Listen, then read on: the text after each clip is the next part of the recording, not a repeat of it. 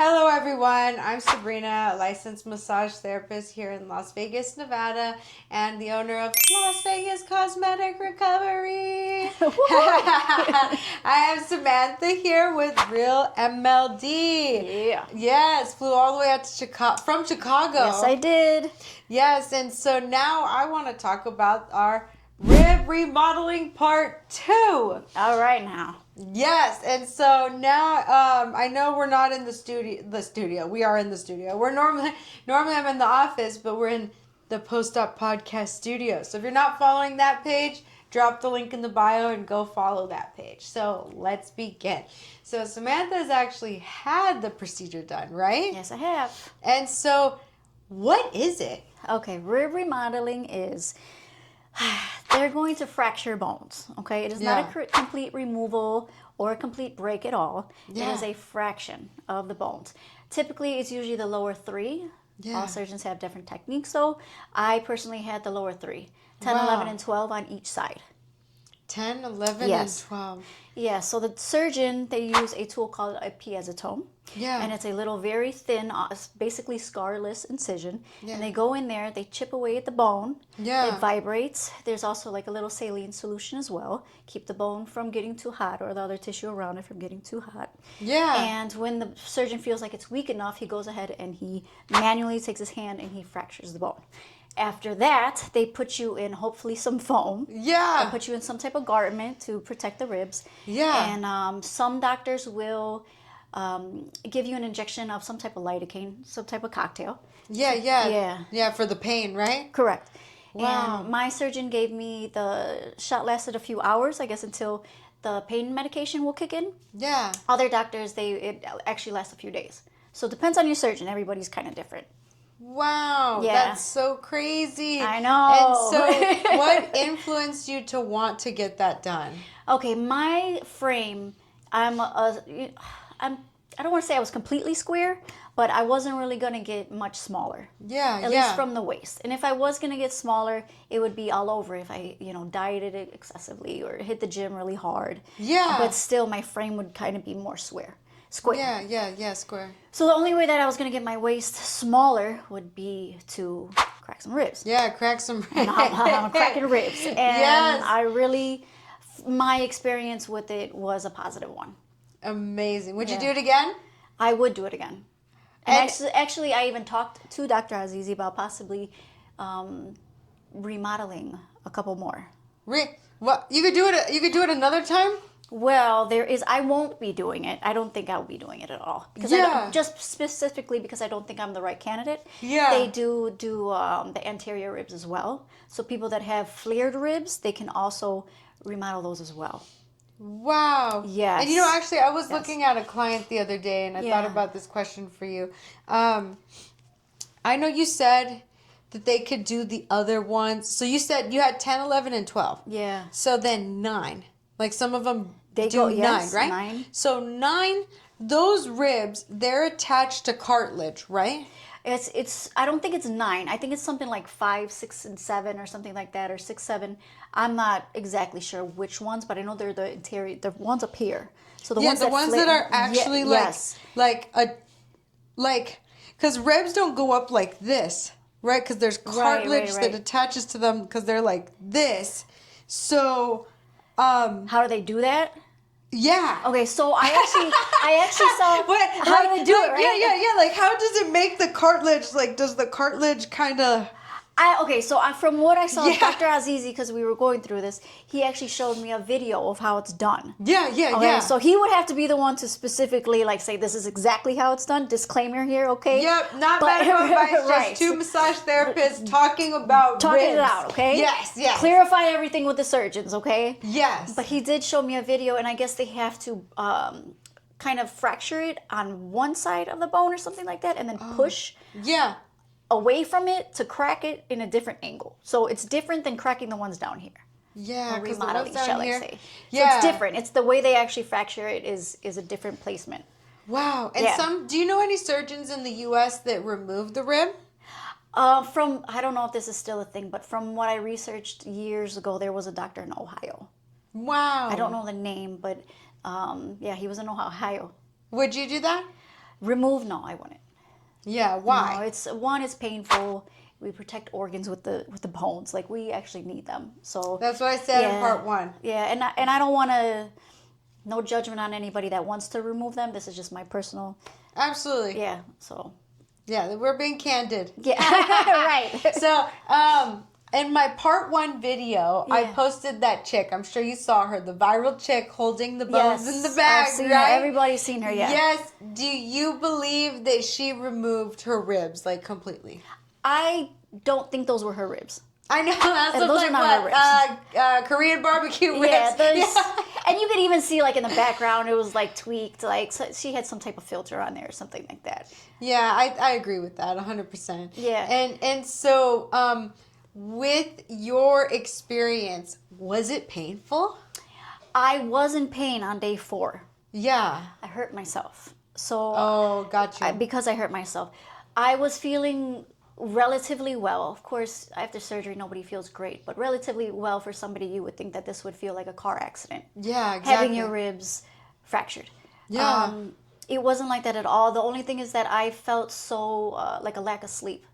Got you. And Exhausted. I was exhausted, and because I was sleeping on the couch, I wanted to get into bed. Yeah. I just wanted to get a good night's sleep, and I was like, oh, I'm feeling good. I think I could do it, and I was wrong. I was not. Exactly. Yeah, I was not right. I should not have done it, but I went into bed and I twisted a wrong way, and I just felt pain. It was pain. It was not discomfort. It was like really bad pain. And I went back on the couch and I slept there. And then like sometime in the morning the next day, I got up and I cried. Aww. And I had to have my boyfriend like help me get up. And he didn't know what to do. He was like, do you want me to grab you? You want me to wait? I don't know what to do. Just, and I was like, okay, just pick me up. And most of the time, boyfriends, they're like, I don't want to touch Like, you. yeah, like, What did I hurt am I you? going to break you too? Yes, exactly. Right. But I just had to pick me up right away, and I took some pain pills. And that's another thing is that I was trying to be strong and not take any pain meds. Yeah, Because yeah. I felt relatively well, but I was like, no, I have to. And I told Dr. Azizi about it, and he's like, just take your pain meds. That's what they're there for. They're there to get you through this. Exactly. Yeah. Exactly. Do you think, well, and it's because you broke a bone, right? Yes, so like, that's right, yeah. like when you're breaking a bone, Well, fractured, okay? Not complete break. you know but... what? That's true because it isn't a complete break. It isn't. It's actually like a fracture because like that's any better, Well, I mean, it's true. It's true. It's two complete things because a fracture means that the bone is still attached. Right. It's just slightly broken. Right. Right. Versus like a full break, it's like right. not attached. Right. Just, not there. but speaking of this, my ribs felt like this. like Wobbly, like I could feel it. That's what. Yeah. So, was it important to wear a corset during this? It was, and there was different corsets that I wore throughout the healing, just to try and I don't know if Azizi was mad at me about this or not. I think he trusts my judgment, and he didn't want me to be in pain either. But the recommendation was to wear a wrap, like a Velcro wrap with foam underneath, and in a week I would go get my corset, the lace corset. The Victorian style and stuff like that. Yes. It was a little bit too long for my torso. The booty back there, it's the bones are hitting the booty when I sit down. And not only that, to tie it in the back for me was hard. Yeah. Like to do that, to take it off, get in the shower. And it's recommended to cinch in at the waist 1 centimeter a day. And it's kind of hard to measure that when you're doing a lace behind you. So you have to have someone to help you, right? For that? Like, there's no way. Some girls, I didn't have experience with lacing. Before, so there are some girls out there, that they have experience and they can probably do it, but I don't feel like I was strong enough either to get it to mold in very much either. Yeah. So we found other options that worked well. Wow. Yeah. That's crazy. Yeah. So, what did you ever use a corset that you just like have hook and eyes versus lacing? After I mentioned to Dr. Aziz, I'm like, I can't get this back on. Can I try something else? So first of all, I'm going to make it very clear because I think this is so important. a lot of the girls that I hear about that do the rib remodeling, that girls that reach out from me on TikTok and the world of social media, plastic surgery, and they tell me about how much pain they're in or the marks that they get in their bodies from the boning. It's so important to protect the skin. Yeah. Like it's aggressive, like anything. You're wearing a faja that's too tight. You're wearing boning. You're wearing latex. You're wearing something that you're trying to actually mold bones. You have to protect your skin and your body. It's important. And absolutely. There's complications that can happen if you don't do that. So I ended up wearing a foam, a faja, and it was like people say corset, waist trainer, same thing. In my opinion, they're different, but waist trainers like for the gym. Right. So this one was more like something for the gym rather than a corset lace up. There's like hooks a and then a zipper. Velcro one? Not a Velcro one, but there's other surgeons that do recommend Velcro ones. I did try the Velcro one at one time because I was trying to get the best fit, right? The problem with the Velcro one is once you get to a certain size, I couldn't find anyone that would close enough to hold me in. Yeah. It was too big. And with the Velcro ones, and there's no boning, there's no structure. Gotcha. So it was like too wobbly. Yeah. So we ended up doing one that had like the hooks and then a zipper. Yeah, on top. uneven compression. Yeah. Yeah, with exactly. the other ones. Yeah. No, which one do you prefer, the hook and eyes or the hook? Yeah, because you could get into it yourself, right? Yeah, but and there was another girl that I just was talking with the other day. She just had a rib remodeling, and she preferred actually the lacing one in the back. And the thing is, I feel like with this procedure, you have to be consistent with it. Yeah. So I know a lot of surgeons, they like to keep their protocols, consistent and everything like that. But I feel like certain things need to be tweaked for certain patients. Like if this client can get through this procedure with something else that will work better for her. Like for example, when Dr. Azizi said I should be wearing the lace one, I'm like, man, I can't do it. Is it not going to work? I had to find another alternative. But another girl, she had, like you said, is it harder? This girl had already had experience with lacing one in the back. Yeah. So she was familiar with that. And that's something that she's going to be better and more consistent with to get through 12 weeks of healing a bone. Yeah. Yeah, it's a long time. Wow. Yeah. And so what would make you consider wanting to have the surgery again? I won't. I won't because I feel like the results are really for somebody that has flared ribs. Gotcha. I don't have flared ribs. And there's other healing ways that they can do with the anterior ribs. They can actually put a plate on the bone. Have you heard this? No, I haven't. They can. And in that case, you don't necessarily have to wear the corset. Wow. Yeah, and I actually, I was talking about with Dr. Azizi that it was hard, like to sleep and have it zippered up all the way. I was like, I zipped it down and I unhooked the top, which is fine because those are not the ribs that are broken or fractured. Yeah. You want to target the ribs that are actually fractured. Yeah. So if those ribs were hard for me to compress or anything, I could only imagine if they were fractured. Wow. So it's like, okay, well, do we wear this? And with the plate? Yeah. Do they like drill it in? They drill it in? They drill it in? Yeah, I think they screw it or something like that. And that's actually like an incision, right? That's an incision. Versus this one where it's like a freckle dot. Correct. Wow. Yeah. That's metal in you. Yeah, we getting extreme out here these days. Dude. Yeah. That's crazy. Yeah. Wow. Well, I'm all about if you want to do it, do it. But that's why we make these videos so that, like, as you're watching it, you can kind of better assess. What kind of advice would you give to somebody that wants to have this done? Oh, I would definitely give the advice to, before you even think about getting rib remodeling, put a corset on, put a waist trainer on, and wear that for a few days and see if you can even get through wearing that. Because if you can't get through that without getting your ribs remodeled or fractured, you're not going to get through 12 weeks of doing it at all. Exactly. I also highly recommend reaching out to a nutritionist and getting the right nutrition for your healing. Yep, exactly. Yeah, and gosh, there's just so much. You have to really know why you want to get the surgery if you're getting it right for the right reasons. Talk to whatever surgeons you are interested and see if their protocols match something that you can get through. You know something that just hit me too? Yeah. Make sure that they're doing at least like one rib remodeling a week.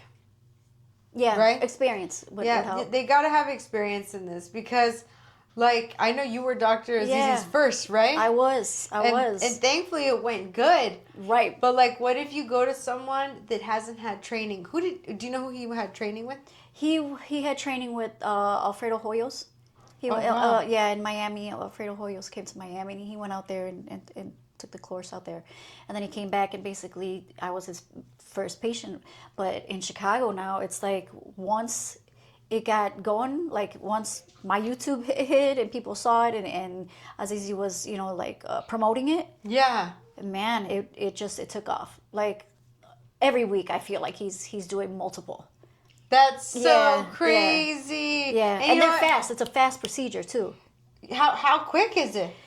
If you're only doing the rib remodel. If an experienced surgeon is doing like 25, 30 minutes, that of course you need to get the anesthesia. You have to wake up from anesthesia, all that. But the actual procedure is very quick. Yeah. That's amazing. I didn't know that. Yeah. Wow, that's so cool. Yeah, man, snap, snap, snap, and roll them out. And do you have to sleep in the corset? Yes. You gotta sleep in it. It's like breaking a bone, guys. Like with your cast, you don't get to like just get out of your cast, right? Like when you decide to go to sleep. So a lot of things you have to consider, especially if you want to get this done. But we will drop the link in the bio to all of Samantha's YouTube channel, so you can actually watch her journey. And then see if this is something that you want from her. Like, not from her. See if this is something that you want for yourself. Yeah. And then you can kind of, and it's such a great journey, especially because you, like, have everything documented, huh? And I actually have a book coming out. Oh, amazing. Yeah, I actually have a book coming out. But I do want to mention, with this surgery or any other surgery, I want to just mention, like, it's good to see these journeys, but you also have to know that your journey may be completely different. Okay, it is. So it's good to see these, get an idea, but always keep that in mind. Your journey will be your own. And one thing I love to say is that we are humans, we are individuals, and nobody heals the same. Right. But at least Samantha went to a good doctor. Yeah. A real doctor, a reliable doctor, someone who's doing this all the time. So if there's anybody that you want to go to for this, Dr. Azizi knows how to do it. Yeah. And if anything, I know you know a few other surgeons too, if they want to stay within their state. Right. But that's what you go to her YouTube channel for, her social media pages, you reach out to her. Thank you so much for coming on Las Vegas Cosmetic Recovery. Yeah. And talking about rib remodeling part 2. All right. And yes, those were 100% Korean barbecue ribs. Like 100%. Yeah. Debunked. But thank you again for coming. Thank you for having me. Stay tuned for Samantha coming on the podcast, the Post-Op podcast, and that we're going to talk all about Samantha and how she got into this industry. So, bye. Bye.